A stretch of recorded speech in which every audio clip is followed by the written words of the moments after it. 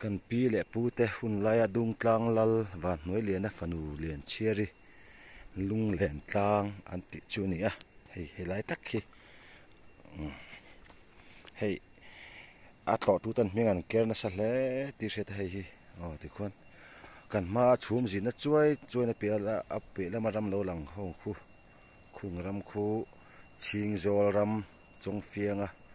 tlan chet na kha ani a helai tu na ka din na takhi lian cherung le lung len tlang an ti chu ani helai vel hi ching zol ram chong fianga tlan chet na lian cheri palai te dot soi wanga chong fianga tlan chet na kha ni a helai hi lian cheri lung leng ina helai tanga thua a thlir na ani lian cheri lung len tlang ti ani a helai vel hi amoi khop me khu ato lur hlom me lung khu ti chuan he lampang hi ti hian dung tlang khotlang oime niang chu ka ti menge art and culture lampangin uluk takin en kola amun anuama a fai tha a to fautla ka ni chu ti rual chuan to tu ta hian kan hnom hi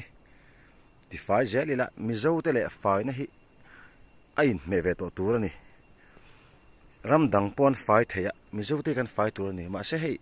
helai lian chhir lung len tlang a point kalila hi hnom hi meizel bung sachin kor sikhar kor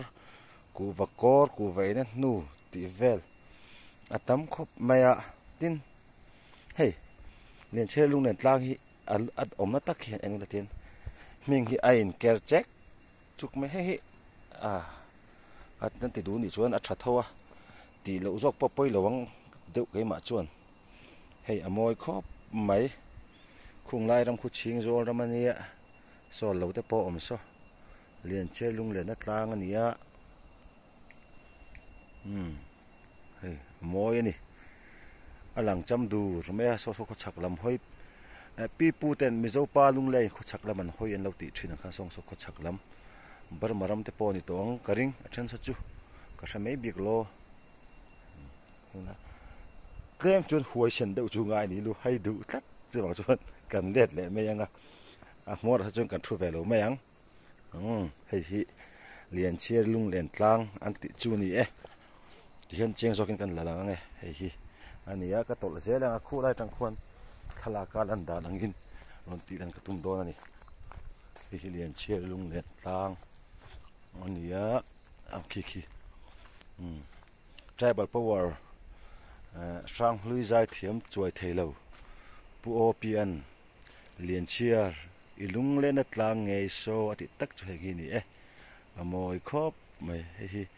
lian chiar lung len tlang chu ni e ki mongken ki lian chiar lung len tlang chu ni a han tlo ve ula in kalhuna chuan hete ang nom chitin mai hi da to lo ula mizo te hi kan fai ve tur ani nam dang pon faya eva nga fai lo bi kang hei a har sa lo reng mun mati fai hi chu wang chonin mizo te kan fai ve tur ani lian che rung len tlang che ve ani khi lai khian puan ban na lian che ri puan ban na te po oma kan tlo man lo tur angai la khu ti lai thang lama khuan zo khuwa an din boka dung tlang kho hian anuam khop mai kal ve ro han tlo ve ula kan pi pu nun hlui kan pi pu thil te hi choi sana choi moya kan hlut thiam te hi atur ani mang thau le